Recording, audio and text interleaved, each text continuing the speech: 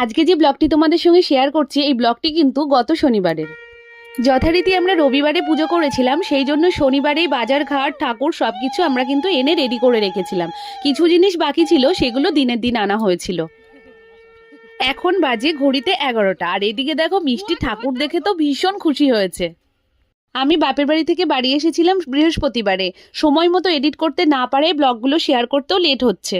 এবার আগের ব্লগগুলো লেট হলো বলে ওই জন্য সরস্বতী পুজোর ব্লগগুলো কিন্তু তোমাদের সঙ্গে লেটে শেয়ার করলাম। তার মধ্যে বুঝতেই তো পারছো, বাড়িতে পুজো করছি, বাড়িতে এসেই ব্যস্ত হয়ে পড়েছিলাম। জামা কাপড়গুলো ভিজিয়ে রেখেছি, স্নান করার সময় কেচে নেব। আর ওদিকে তোমরা দেখতে পেলে যে উনুন হয়ে গেছে। আমাদের রবিবারে বাইরে ভোগের আয়োজন করা হয়েছিল, মানে অনেক মানুষ নিমন্ত্রিত ছিল, সেই জন্য তাই উনুনটা করে দিয়ে গেছে আমাদের যে মাসি রান্না করবে সেই মাসি। আর এদিকে ফ্রিজটা দেখো ভালো করে পরিষ্কার করে নিলাম। অনেক দিন হয়েছে ফ্রিজটা পরিষ্কারই করা হয় না, সময় পাই না। যাই হোক, মোটামুটি আজকে পরিষ্কার করে নিলাম। আর ওদিকে দেখো জানলা দিয়ে আমাদের ভিউটা, আর এদিকে মিষ্টি দেখো নাচ করছে আমার চাদরটা পরে। তারপরে চলে এলাম একেবারে সন্ধেবেলায়। আর সন্ধেবেলায় আমার মা চলে এসেছে আমাদের বাড়ি। আর এদিকে দেখো সমস্ত জলগুলো আনা হয়েছে, একটু আগে আমার শ্বশুরমশাই আনলো।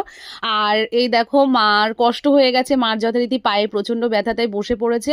আর বাবা ফুল টুল সমস্ত পান আরো কি সব কিনে দিয়েছে ঠাকুরের জন্য, সেসব সব বার করছে আমার শাশুড়ি মা। আর এদিকে মিষ্টিকে মা এসেছে তার কি মানে সামান্য আগে, 1 সেকেন্ড আগে আর কি ধরতে গেলে, ওকে আমি ঘুম পাড়িয়েছি, ওই জন্য আর ডাকলাম না। আর এদিকে আমি স্নান করেছি, প্রায় বিকেল হয়ে গেছিল, চুলটা শুকায়নি।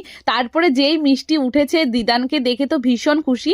আর তারপরে ও যে মানে খেলাতে টপিটা পেয়েছিল, ওটা ওর দিদানকে দেখালো, দেখে তারপরে শান্তি হলো। আমাকে বারবার বলেছিল দিদান আসলে দিদিকে দেখাবো, দাদাকে দেখাবো।